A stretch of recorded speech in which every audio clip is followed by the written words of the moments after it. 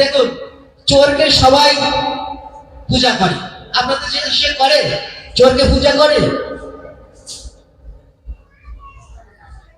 আমাদের দেশে চোরকে পূজা করে। দেখুন, আমার অনাদির আদি গোবিন্দ কি মণি চুরি করতো না? মণি চুরি করতো। তারপরে কাকে হরণ করেছিল? রুক্মিণীকে হরণ করেছিল। হনুমান কিন্তু বড় চোর ছিল। কি চুরি করেছিল? মন্দারের কাছ থেকে রাবণের মৃত্যুবান চুরি করেছিল। অর্জুনকে চুরি করেছিল, সুভদ্রাকে হরণ করে চুরি করেছিল। দেখেন, চোরকে কিন্তু সবাই পূজা করে। সাধুকে কি কেউ পূজা করে? বলেন, সাধুকে কি কেউ পূজা করে? তাহলে ধর্মরাজ যুধিষ্ঠির একজন সাধক ছিল। তিনি সামান্য ইতিগজ কথাটা বলেছিল। অশ্বতম হত ইতিগজ একটু ছোট করে বলেছিল। তাই কি হয়েছিল? তার কিন্তু নরক দর্শন করতে হয়েছিল। তো আমরা আজ আমাদের যখন এই পরমাত্মা যখন বৈতরণী নদীর তীরে যে থমকে দাঁড়াবে, বৈতরণী নদীর জল টকবক করে ফুটছে, সেখানে বাস করছে কত হাঙর কুমির বিরাজ করছে সেই নদীর জলে। সেখানে যে আমাদের হৃদয়ী আত্মা আমাদের পুত্র কন্যাদ্বয়কে ডেকে ডেকে বলবে যে, হে পুত্র কন্যাদ্বয়, তুমি আমাকে বৈতরণী নদী পার করে দেওয়ার ব্যবস্থা করে দাও। তখন আমার এই পরমাত্মার কান্না শুনে আমার পুত্র এবং সুকন্যা সুতনায়া তারা আপনাদের মতো সাধুগুরু বৈষ্ণব নিয়ে কি করবেন? নামের বেলা ভাসিয়ে দেবেন। বাড়িতে উচ্চস্বরে নাম করবেন। এই উচ্চস্বরে নাম করতে করতে ওই নামের বেলা যখন ওই বৈতরণীর উপরে পৌঁছে যাবে, তখন আমি ওই বৈতরণীর উপরে নামের ভেলা পেরিয়ে বসি বস্ত্র বন পের হয়ে বহিরাত্মা দিব্যাঙ্গ সর্বোচ্চাত। দেখুন, পুত নামক নরক থেকে উদ্ধার হওয়ার জন্য পুত্র। তাই যদি এই পুত্রকে আমি যদি ঠিক মতো করে যদি সুপুত্র, পিতার বড় সত্য কাজ, পুত্র তার বংশের বাণী বিদ্যা তাকে শিখাতে হয়। শুধু ধন থাকলে হয় না ধনী, কৃষ্ণ ধন যার নাই হৃদয়, কিবা ধনী কিবা গরিব বোঝা বড় নয়। নাহাং তিষ্ঠামি বৈকুণ্ঠনাং যোগিনাং হৃদয় নচা মদ ভক্তা তত্র গায়ন্তি ততিষ্ঠামি নারদ। নারদকে উদ্দেশ্য করে অনাদির আদি গোবিন্দ বললেন, আমি কোনো মুনির হৃদয় মন্দিরে থাকি না, আমি বৈকুণ্ঠে থাকি না, আমি গোলকে থাকি না। আমি কোথায় থাকি জানো? যেখানে হয় আমার নাম সংকীর্তন, সেই হয় মধুর বৃন্দাবন। সেই বৃন্দাবনে আমি শ্রীমতী রাধারানীকে নিয়ে বিরাজ করি। আমি থেকে আমার নাম বড়, আমার নাম থেকে আমার ভক্ত বড়, আমার ভক্ত থেকে ভক্তের পদরেণু বড়। ভক্ত বাচ্চা কল্পতরু অনাদির আদি গোবিন্দ সর্বকারণের কারণ। প্রেম সে বলেন একবার রাধে রাধে। আমার মায়েরা যদি জয়ধ্বনি দেয়, উলধ্বনি দেয়, বাবারা যদি জয়ধ্বনি দেয়, তাহলে আমার পাঠে আরো সুবিধা হয়।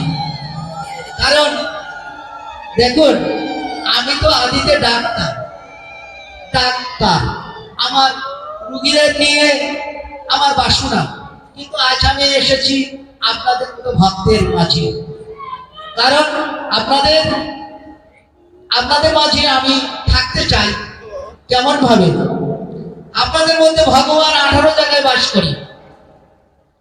চূড়া মধ্যে চূড়ামণি ব্রহ্মণের স্ত্রী, পাঠ মধ্যে মহাবিষ্ণু করেন বসতি, চক্ষু মধ্যে কালাচাঁদ করিতেছে ধ্যান, নাসিকাতে নিত্যানন্দ মধু করে পান, আলাজিব্বা সরস্বতী, কণ্ঠাতে শ্রীখানাই, বাহুতে বলরাম, হস্তমত শ্রী গোবিন্দ দান অধিপতি, সপ্তদ্বীপে জগন্নাথ করেন বসতি, নাভি মূলে নারায়ণ বসে চন্দ্রকলা, লিঙ্গ মূলে শিবনাথ করিতেছে লীলা, গুঞ্জদ্বারে বসে আছে নাড়ুয়া গোপাল, রমণীর সঙ্গে কেলি করিতে রসাল, হাঁটতে স্থিতি যাবে বসুমতী পায়, 18 মোকাম তত্ত্ব যেই জন্য জানে, নরলোকে তুচ্ছ হলে দেবলোকে মানে। তবে আমি দুইটাই অপরাধী বলছিলাম, কারণ একদিকে আমি বৈষ্ণব কিনা তাও জানি না, বলছি না আমি একজন চোর, আর দ্বিতীয় দিক থেকে আমি পুরোহিত। আমাদের কিন্তু এই আমগ্রাম পূজা করার জন্য আমার আসার কথা বলছিল। তখন আমি কলাগাছিয়াতে থাকতাম, দুর্গা পূজা। কারণ আমাদের যে হিন্দু কল্যাণ ট্রাস্টের থেকে যে পুরোহিত পরীক্ষা দিয়েছে, ব্রাহ্মণের কয়টা গুণ? 9টা গুণ, তাই না? আর একজন বৈষ্ণবের কত গুণ? 100 গুণ।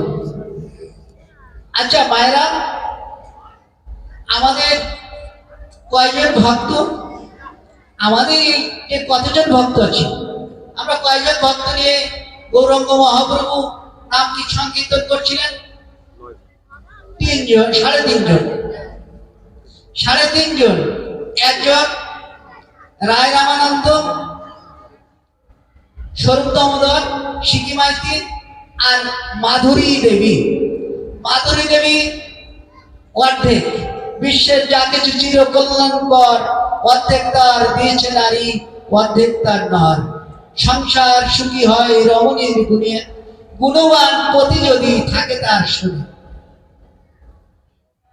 সিকি মাইতি এবং এই যে মাধুরী দেবী অর্ধেক। আচ্ছা আমাদের মধ্যে বৈষ্ণব কতজন? শাস্ত্র কি বলছে? আমি বলছি না, শাস্ত্র বলছে কয়জন বৈষ্ণব? 10 জন বৈষ্ণব। তার মধ্যে প্রধানত বৈষ্ণবকে পঞ্চানন, ভোলা মহেশ্বর, মহাদেব, নারদ, স্বয়ম্ভু, মনু। আচ্ছা আমাদের মধ্যে সাধু আছে কতজন? 76 জন। যে একটা আছে যারা সাধন ভজন করেছিল। সাধু হতে গেলে কি লাগে? 22টা দন্তস্ব লাগে। প্রথম দন্তস্বতে সত্য কথা বলবে, সৎ পথে চলবে, সৎ চরিত্রবান হবে, সৎ আচরণ করবে। আপনার মধ্যে সতগুণ থাকবে, রজগুণ থাকবে, তমগুণ থাকবে। এগুলো থাকলে কিন্তু হবে না। এই যে ত্রিগুণাতীত, আমরা গীতায় কি বলছে? আমাদের ত্রিগুণাতীত, আমাদের 3টে গুণ। গীতায় আমরা প্রথমত বলতে গেলে প্রথম কি আসে? বিষাদ যোগ, তাই না? গীতাতে প্রথম আসে বিষাদ যোগ। বিষাদ শব্দের অর্থ কি? বেদনা। আমাদের প্রথম শ্লোকটা কি আছে? ধর্মক্ষেত্র কুরুক্ষেত্র সমবেতা যুজস্ব মামেক পাণ্ডবচৈব কিং কুর্বত সঞ্জয়, তাই না? আচ্ছা ওইখানে রণক্ষেত্র হলে কি হতো? কিন্তু ধর্মক্ষেত্র হলো কেন? এটা তো কুরুক্ষেত্র হতে পারত, কারণ এটা ধর্মের জন্য যুদ্ধ হয়েছিল, ধর্মকে নিয়ে যুদ্ধ হয়েছিল, তাই এটা ধর্মক্ষেত্র বলে পরিচালিত হয়েছিল। যাই হোক, আমাদের মধ্যে কিন্তু ওই আমি কেমন অপরাধী বলছি, আমাদের দেশে এমন সাধু আছে, আমার মন্দিরে যে সাধু ছিল, ওই সাধু মন্দিরে 2 বার আগুন দিয়েছে। আমি যারে এত কষ্ট করে যারে আমি খাওয়াই দাওয়াই মানুষ করলাম, ওই সাধু আমার মন্দিরে আগুন দিল। কেন আগুন দিল? উনি একজন বাবাজিকে আমার মন্দিরে নেষ্টি চেয়েছিল। ওই বাবাজি আমাকে 2 তালা বিশিষ্ট একটা ভবন তৈরি করে দিতে চেয়েছিল, আর আমার একটা শিব মন্দির করে দিতে চেয়েছিল। আমার মধ্যে একটা লোভ আসলো, একটা বাসনা আসলো যে আমি এর দ্বারাই এই একটা 2 তালা ভবন পাবো, এই ভক্তরা আমার এখানে এসে আমার সেবা নিতে পারবে, আমি প্রতি বছর বছর শিবযজ্ঞ করতে পারবো। তাই আমি তার কথায় রাজি হলাম। সে আমাকে 3 লক্ষ টাকা চাইল, আমি তাকে 3 লক্ষ টাকা দিলাম। এইবার ওই বাবু মশাই যখন আসবে, তখন ওই রবিবার দিন দিল, ওই দিনে ও 4টের সময় আগুন দিল। আমি চিন্তা করলাম আমার মন্দিরে কে আগুন দিতে আসবে? আমার মন্দিরে তো 2টাই পাশে গেটে 2টা লোহার দরজা আছে, তাহলে এখানে তো বাইরে কেউ আসতে পারবে না। পরে যখন আমার ওই 3 লাখ টাকা দেবে না বলে আমাদের গ্রামের একটা মেয়ে নিয়ে চলে যাচ্ছিল, ধরা পড়লো। সবাই বললো এর হাত কেটে দাও। আমি বললাম না। কেন বললাম? আমার এই মনে পড়ে গেল তিরিনত বিষ্ণু শুনিছে নতর রে বসে। আমি বললাম একে এর বিচার প্রভু করবে। দেখুন শ্রীকৃষ্ণের যত লীলা নরোত্তম নরলীলা নরবধূ তাহার সমান। তো আমি কতটুকু সময় পাবো আমার মায়েদের কাছ থেকে বা বাবাদের কাছ থেকে? আমি তো আপনাদেরই সন্তান, আপনাদেরই ভাই মনে করে হয়তো আপনাদের আমি খুশি করতে পারবো কিনা এই আলোচনার কৃষ্ণ ভক্ত সুধামৃত সুধা বর্ষণ করে হয়তো আপনাদের মতে স্নান করে নিতে পারবো কিনা সেটা আমি জানি না। তবে আমার সময় কতটুকু, আপনারা আমাকে যেমন সময় দিবেন আমি আপনাদের খুশি করার জন্য চেষ্টা করব, যতদূর যেভাবে হোক, যতদূর আপনাদেরকে আমার ভুল ত্রুটিও হবে। কারণ এরকম আসর পেয়ে আমি খুব গর্বিত, কারণ আমার জীবনের প্রথম আসর, আমার জীবনের এরকম আসর, এরকম শ্রোতা, এরকম ভক্ত আমি আজ পেয়েছি। আমি সত্যি আনন্দিত।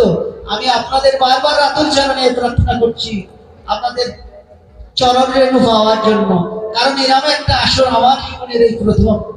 হয়তো আমার ভুল ত্রুটি হবে, হয়তো আমার ছাত্রেরও গরমিল হতে পারে, আপনারা ক্ষমা সুন্দর দৃষ্টিতে দেখবেন। কেননা এরকম একটা আসরে আমি প্রভুর কাছে আজ আপনাদের মতো ভক্তের কৃপায়, আপনাদের মতো ভক্তের আশীর্বাদে এমন একটা আসর আমি পেয়েছি। আর আমিও আপনাদের কাছে প্রার্থনা করব যেন এরকম ভক্তের আসর আমরা মাঝে মাঝে পেতে পারি।